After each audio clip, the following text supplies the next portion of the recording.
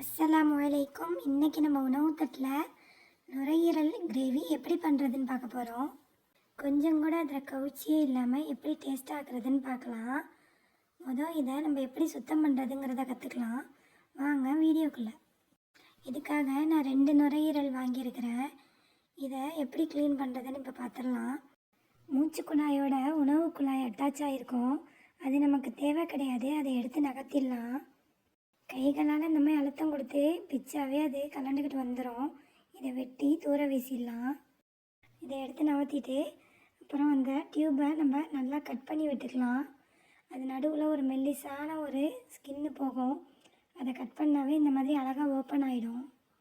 இதுக்கப்புறம் செவரட்டி. எங்கள் பகுதியில் இதை பல்லு குத்தின்னு சொல்லுவோம். ஒவ்வொரு பகுதியில் ஒவ்வொரு மாதிரி சொல்லுவாங்க. இதுக்கு காமனான நேம் மண்ணீரல். நம்மளை மண்ணீரல்னே சொல்லிக்கலாம். இது கத்தி பற்றக்கூடாது. எதாலையும் கட் பண்ணிடாமல் இதை நம்ம அந்த தோலை வெட்டி எடுத்துக்கணும். இது வேக முன்னாடி தோலை எடுத்தால் வராது. அதனால் அதை வெந்நிப்படுத்திக்கலாம். அதுக்கு முன்னாடி இந்த நுரையீரலை சுற்றி இருக்கிற ஒரு மெல்லிய தோல், அதை மெதுவாக இந்த மாதிரி உரித்து எடுத்துக்கணும். இது நிறைய பேருக்கு தெரியாது. இந்த மாதிரி ஈஸியாக கையால் உரித்து எடுத்துட்டு அப்புறம் இருக்கிற பீஸ்களை சின்ன சின்னதாக வெட்டி நல்லா 2 தண்ணி நல்லா பிசைஞ்சு கழுவி இதை நம்ம இப்போ வெந்நிப்படுத்த போகிறோம். வெந்நிப்படுத்துறதுனால இந்த சவரட்டியில் உள்ள தோல் ஈஸியாக உரிக்க வரும். 2வது நுரையீரலில் கவுச்சியே இருக்காது. ஒரு 5 நிமிஷம் இதை நம்ம வேக வைக்கிறதுக்கு முன்னாடி ஒரு 1/2 ஸ்பூன் மஞ்சத்தூள் சேர்த்து இந்த மாதிரி வேக வச்சோம்னா அதில் அசடுகள்லாம் அழகாக இந்த மாதிரி வெளியாகி வந்துடும்.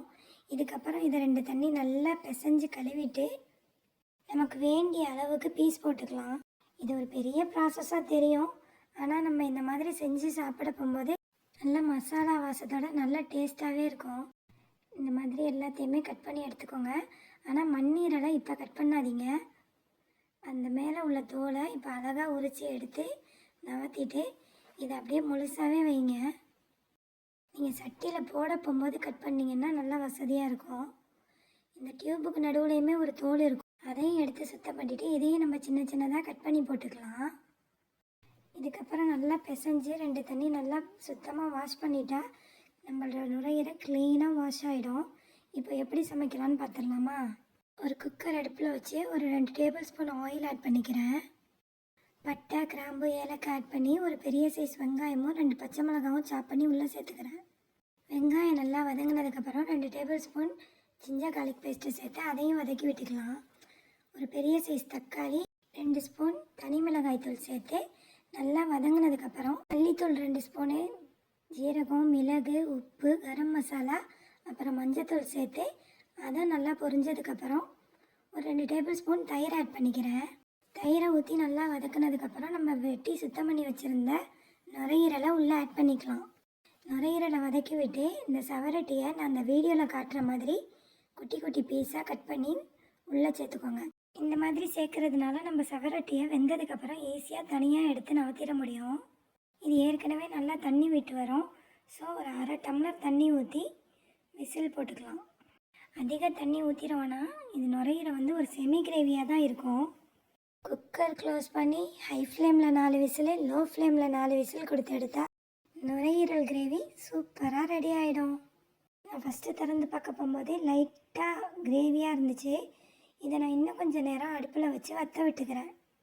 இது செமி கிரேவியாக ஒரு மசாலாவோடு இருக்க போகும்போது நல்லாவே டேஸ்ட்டாக இருக்கும். நம்ம மண்ணீரெல்லாம் இப்படி முழுசாகவே போட்டதுனால எப்படி அழகாக நம்மளுக்கு கலராமல் கிடச்சிருக்குதுன்ட்டு பாருங்கள். இந்த மாதிரி சுத்தமாக க்ளீன் பண்ணிவிட்டு நல்ல மசாலா தூக்கலாக ஆக்க போகும்போது சாப்பிடாத பசங்க கூட விரும்பி சாப்பிடுவாங்க. ரத்தம் குறைவாக இருக்கிறவங்களுக்கு அடிக்கடி இந்த மாதிரி சமைச்சு கொடுங்க. வீடியோ யூஸ்ஃபுல்லாக இருந்தால் ஃப்ரெண்ட்ஸ் அண்ட் ஃபேமிலி கூட ஷேர் பண்ணுங்கள்.